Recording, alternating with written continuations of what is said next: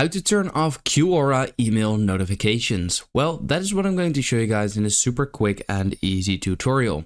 Now, this can be done on both your mobile phone and your laptop and PC as well, of course. So what I'll just go ahead and do is search Quora in the browser and then open it up. Now, once you are here, you want to make sure that you are logged into your Quora account.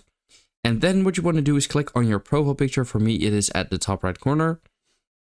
You want to then open up the settings in the bottom left corner. And once you are here, you can already see email and notifications right in the middle of your screen. So if you click on there, you will get email at the top. Click on there again.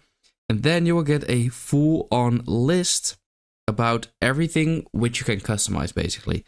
So if you, for example, go to general questions and answers, then here you can, for example, turn off new answers and only turn on requests, or turn them both off or keep them on.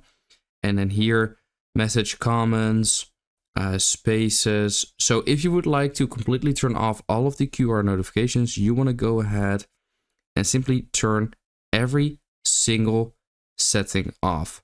So it's actually kind of annoying that you can do it in one click, but it's also pretty cool that you have such an amount of customization.